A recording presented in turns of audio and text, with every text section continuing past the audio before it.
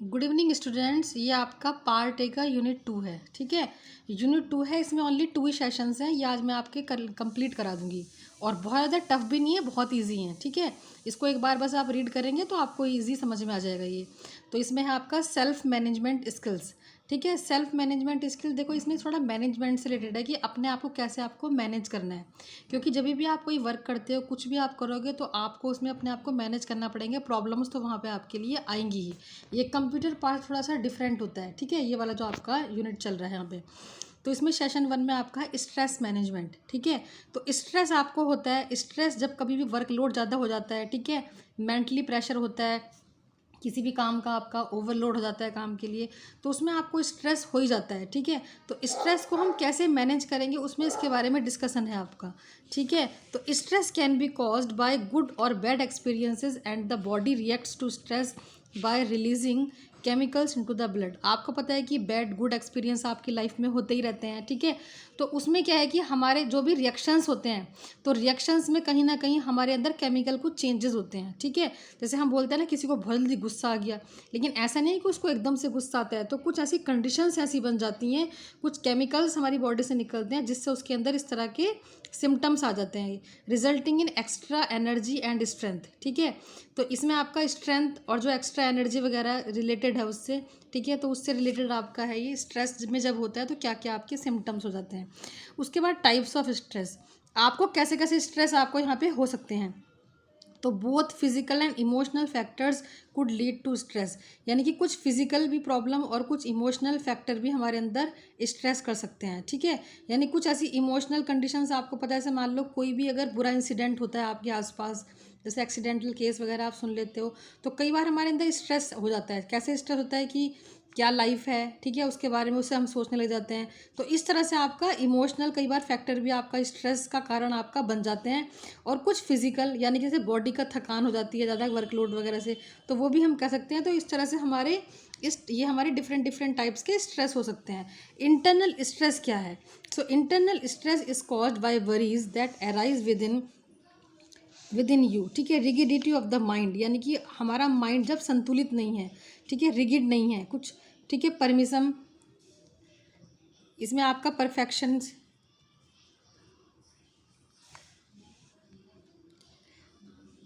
Perfectionism, आपका unrealistic experience, यानी कि कुछ आपके अनरियलिस्टिक एक्सपेक्टेशंस आपकी लाइफ में हो जाते हैं। ठीक है, and negativity can all lead to worrying. ठीक है, या कई बार कुछ नेगेटिविटी हम हमारे साथ हो जाती है, तो उन सबको देख के हमारे अंदर कुछ इंटरनल स्ट्रेस हमारे अंदर आ जाते हैं। ठीक है, तो उसमें हमारा होगा क्या? Stress can also be the result of fear. ठीक है, उससे हमें थोड़ा डर भी होगा, pattern of fear of not being able to live up with the high expectations often have to us and high standard we have set of awareness। ठीक है, तो हमारे अंदर थोड़ा सा उसमें क्या है कि जैसे कुछ एक्सपेक्टेशंस वगैरह होती हैं, लेकिन उसके अकॉर्डिंग हम नहीं होता, ठीक है, नहीं चल पा रहा है, या जो भी आप प्रॉब्लम्स होती हैं, तो उसमें सब इंटरनल स्ट्रेस आपका निकल के आता है। ठीक है, एक आपका होता है इन्वायरमेंटल स्ट्रेस। इन्वायरमेंटल स्ट्रेस का मतलब होता है कि environmental stress is caused by external factors that are around us. ठीक है, जो हमारे तरफ एक्सटर्नल फैक्टर्स हमारे होते हैं, उससे हमारे अंदर इन्वायरमेंटल फैक्टर्स हो सकता है। जैसे वर्क है हमारा, पीयर एंड फैमिली प्रेशर, यानी फैमिली कोई प्रेशर है हमारे ऊपर, जैसे अभी आप लोगों पे भी पढ़ाई का थोड़ा प्रेशर होता होगा। ठीक है, तो इस तरह के कुछ प्रेशर्स आ जाते हैं लाइफ में। Changing like change of job, जैसे किसी ने जॉब चेंज की है, कोई मेरिट स्टेटस में कहीं भी कुछ प्रॉब्लम हो सकती है, प्लेस ऑफ रेजिडेंस जहाँ पे आप रहते हो उसके लोकेलिटी में कुछ प्रॉब्लम, तो इस तरह की कुछ ना कुछ प्रॉब्लम्स तो लाइफ में होती हैं। ठीक है, तो कहने का मतलब ये है कि इन्वायरमेंटल स्ट्रेस, यानी कि आपके पास ये कह सकते हो कि मनी नहीं है या जो भी है, तो उसकी भी आपके प्रेशर आपका हो जाता है। तो ये सारे आपके इंटरनल स्ट्रेस और इन्वायरमेंटल स्ट्रेस, ये सारा, ठीक है, तो इस तरह से आपके स्ट्रेस होते हैं, डिफरेंट डिफरेंट स्ट्रेस है ये आपका। उसके बाद एक जैसा आपका है इसमें सर्वाइवल स्ट्रेस है आपका। सर्वाइवल स्ट्रेस का यही प्रॉब्लम है।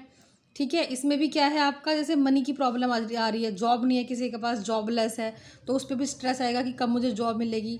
तो survival stress is the stress that hits you when you find your self in a tight note. ठीक है, फाइटिंग फॉर सर्वाइवल, जिंदा रहने के लिए, जीने के लिए, ये आप क्या कर रहे हो, आप फाइट कर रहे हो। ठीक है, पता है कितना कंपटीशन है, बाहर जाते हैं वहाँ पे आप इंटरव्यू दे रहे हैं, इंटरव्यू पे इंटरव्यू दे रहे हैं, बट नहीं हो पा रहा है आपका सिलेक्शन। तो ये सारी आपके लाइफ में हर किसी की मतलब सर्वाइवल स्ट्रेस है ये, ठीक है।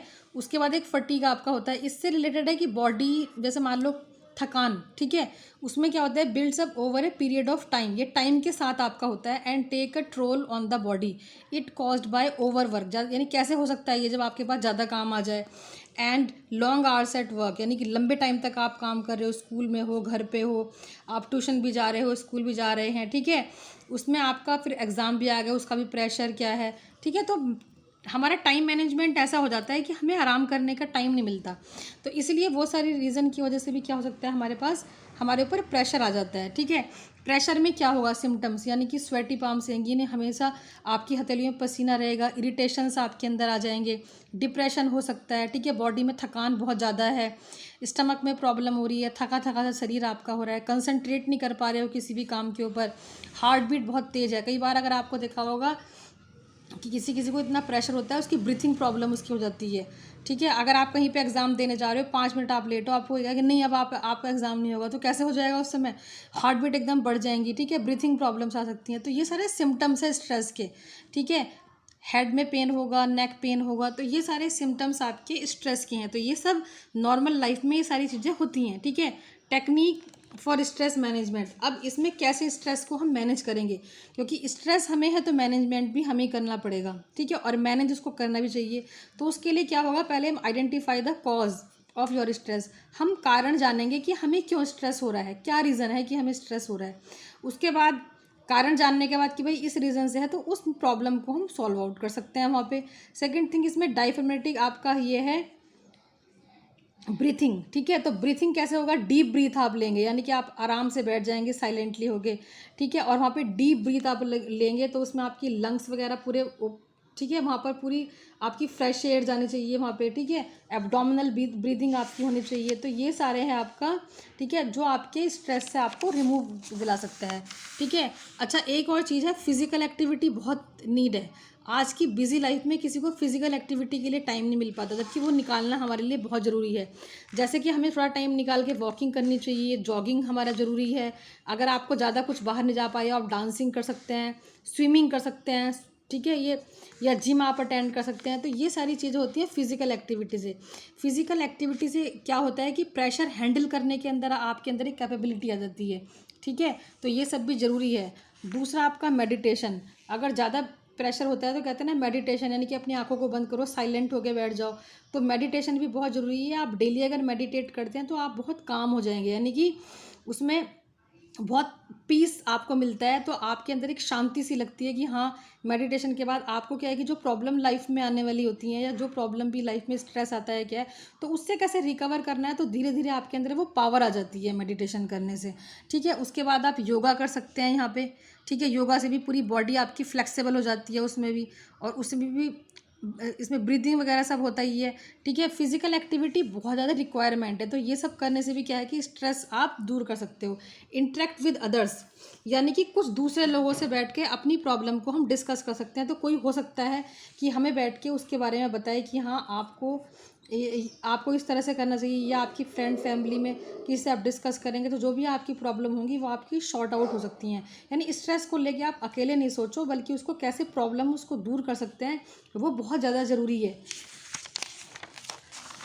ठीक है। उसके बाद आपका यहाँ पे है कुछ है आपका relieve the stress in the moment, ठीक है। आप उसमें क्या है कि स्ट्रेस से आपको दूर होना है, ठीक है, रिलीव लेना है, टाइम को मैनेज करना है, ठीक है। जो भी आपका टाइम है, आपको अपना रेस्ट के लिए टाइम ज़रूर निकालना है। हर टाइम को काम पे कर दिया, नहीं कि अपना काम भी आपको करना है, बट आपको अपने लिए उसमें रेस्ट के लिए भी बहुत ज़्यादा रेस्ट लेना है आपको। तो टाइम अपना मैनेज करके चलो, ज़्यादा वर्क नहीं करो, ठीक है। उसके बाद आपका ईट एंड लिव हेल्दी, यानी कि अच्छा हेल्दी फूड खाओ, ठीक है।